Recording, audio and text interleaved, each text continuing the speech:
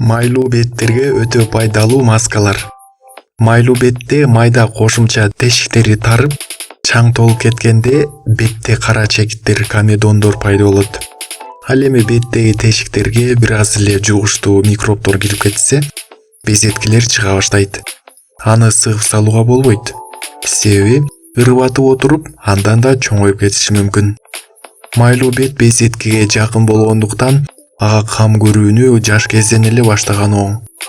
Майлуу беттин кургак беттен айырмасы, ал калың келип, одура кайраак тартып, бат эле жалтылдап майланышып кетет. Өтө майлуу беттер ал тургай көгүш түстөнүп да кетет. Бирок анын жылма көрүнгөн кургак беттен артыкчылыгы бар. Бул артыкчылык анын калың жана майлуу болгондугунда. Башкача айтканда, майлуу бет күндүн нурунун, суунун, суук шамалдын териге көрсөтүүчү терс таасирлерине туруштук берет. Ошондуктан бети майлуу адамдардын жүзүнө бырыш кеч түшөт. Мындай бетке майлуу бет майларды колдонуунун кажети жок. Биринчиси, беттеги кара чекитчелерди жок кылуучу эң эле көп колдонулган маска жумуртканын агынан жасалат. Муну бир нече мүнөттүн ичинде оңой эле жасай аласыз. Ал эми жыйынтыгы дароо эле байкалат.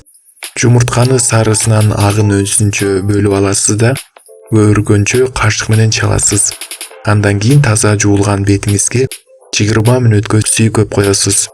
Бул убакыт аралыгында беттеги маска кургаган сайын кошумча сүйкөп турасыз. Экинчи сода дагы жумуртканын агы сыяктуу өтө пайдалуу.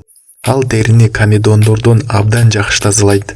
Ашкана содасынан бир аш кашык алып, аны жылуу суу менен аралаштырып бетиңизге 10 мүнөткө сүйкөп коесуз.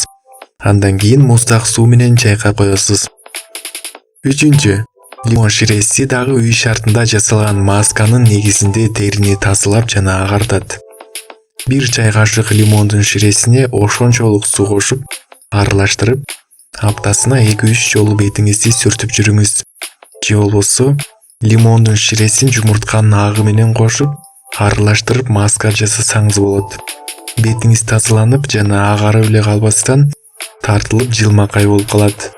Ачылган кара чекитчелерден терини тазалап, ордун бүтөп коет.